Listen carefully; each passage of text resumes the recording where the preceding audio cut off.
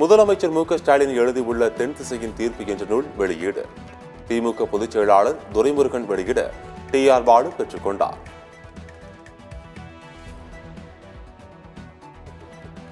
மேலும் 3 metro rail திட்டங்களுக்கு மத்திய அமைச்சரவை ஒப்புதல்.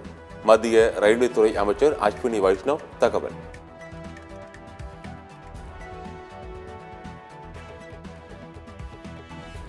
இலங்கை கடற்படையால் கைது செய்யப்பட்ட 13 இந்திய மீனவர்கள் தாயகம் திரும்பினர். சொந்த ஊர்களுக்கு பத்திரமாக அனுப்பி வைத்த அதிகாரிகள்.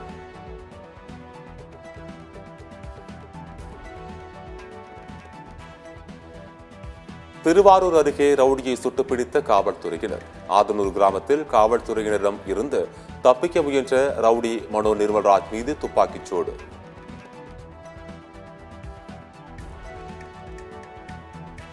ஜம்மு காஷ்மீரில் செப்டம்பர் 18 முதல் கட்ட தேர்தல். செப்டம்பர் 25 இரண்டாவது கட்டமாகவும் அக்டோபர் 1 மூன்றாவது கட்டமாகவும் வாக்குப்பதிவு. அக்டோபர் 4 வாக்கு எண்ணிக்கை நடைபெறும் எனவும் அறிவிப்பு. ஹரியானா சட்டமன்ற தேர்தல் அக்டோபர் 1 நடைபெறும் என அறிவிப்பு. அக்டோபர் 4 வாக்கு எண்ணிக்கை.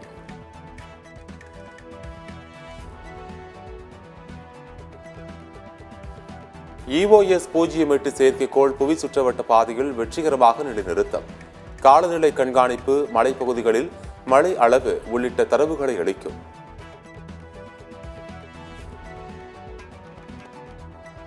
தவறு செய்யும் கவுன்சிலர்கள் மீது நடவடிக்கை எடுக்க மாவட்ட செயலாளர்களுக்கு மு.க.ஸ்டாலின் உத்தரவு.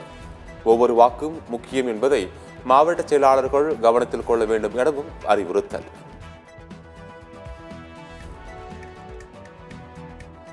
குரங்கம்மை நோய் தொற்று குறித்து தமிழக சுகாதாரத்துறை எச்சரிக்கை. கடந்த 21 நாட்களுக்குள் குரங்கம்மை பாதிக்கப்பட்ட நாடுகளில் இருந்து வந்தவர்களை கண்டறிய அறிவுறுத்தல்.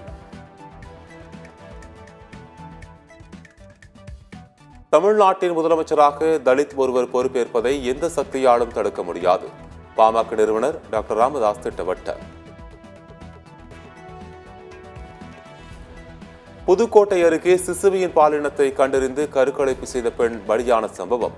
மருத்துவமனை ஸ்கேன் சென்டருக்கு தற்காலிக சீர்வைப்பு. ஸ்கேன் சென்டருக்கான லைசன்ஸும் ரத்து.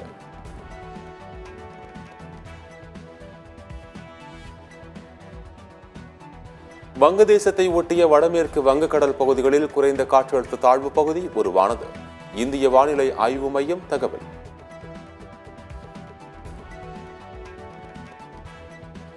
வேலூரில் பார்வையற்ற மாற்றுத்திறனாளி தம்பதி இறங்குவதற்குள் பேருந்தை இயக்கி தரக்குறைவாக பேசிய சம்பவம். அரசு பேருந்து ஓட்டுநர் மற்றும் நடத்துனர் சஸ்பெண்ட்.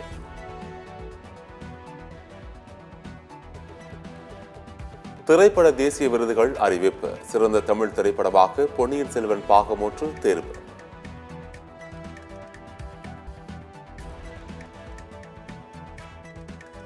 பொன்னியின் செல்வன் 1 திரைப்படத்தில் சிறந்த பின்னணி இசைக்காக இசையமைப்பாளர் A.R. ரகுமானுக்கு தேசிய விருது. சிறந்த படம், சிறந்த இசையமைப்பாளர், சிறந்த ஒளிப்பதிவாளர், சிறந்த சவுண்ட் இன்ஜினியர் ஆகிய 4 விருதுகளை குவித்தது பொன்னியின் செல்வன் 1 திரைப்படம். விக்கிரவாண்டியில் அடுத்த மாதம் நடைபெறவுள்ள தமிழக வெற்றி கழகத்தின் முதல் மாநாடு. கட்சி கொடி விரைவில் வெளியிடப்பட உள்ள நிலையில் அதில் வாகை மலர் இடம்பெற்றுள்ளதாக தகவல்.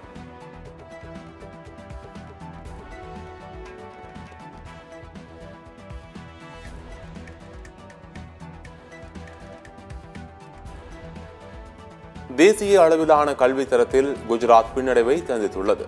நிதி ஆயோக் அறிக்கையில் தகவல்.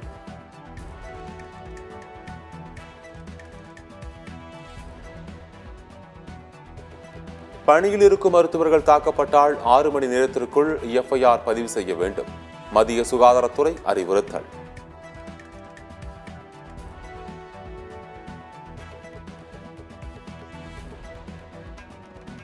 தேசிய அளவிலான சமையல் எண்ணெய் இறக்குமதி சரிவு. கடந்த 9 மாதங்களில் நாட்டில் சமையல் எண்ணெய் இறக்குமதி 1.19 கோடி டன்னாக சரிந்தது.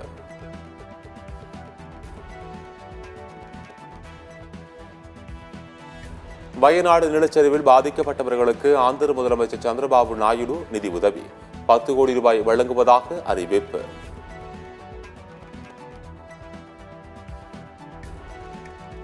தடயங்களை அழிக்கவே கொல்கத்தா மருத்துவமனை மீது தாக்குதல் நடத்தப்பட்டுள்ளது. கொல்கத்தா உயர்நீதிமன்றம் கருத்து.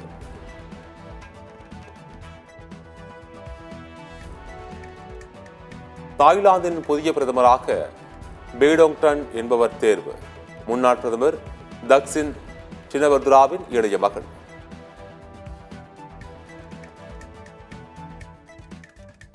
இரண்டாயிரத்து 27ஆம் ஆண்டில் உலகின் 3வது பொருளாதார நாடாக இந்தியா உயரும். சர்வதேச நாணய நிதியம் கருத்து.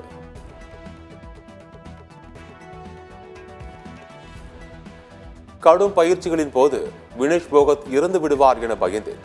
அவரது பயிற்சியாளர் லோபர் அகோஷ் தகவல்.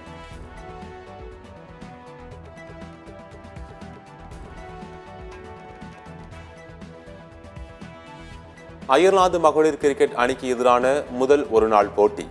இலங்கை அணி வீராங்கனை பிஷ்மி குணரத்ன சதமடித்து சாதனை.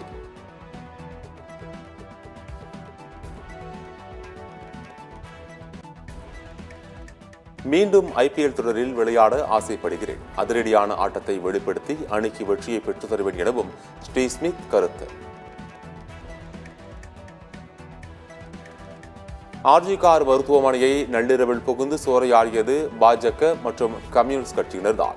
மேற்கு வங்கமும் முதலமைச்சர் மம்தா பானர்ஜி குற்றச்சாட்டு.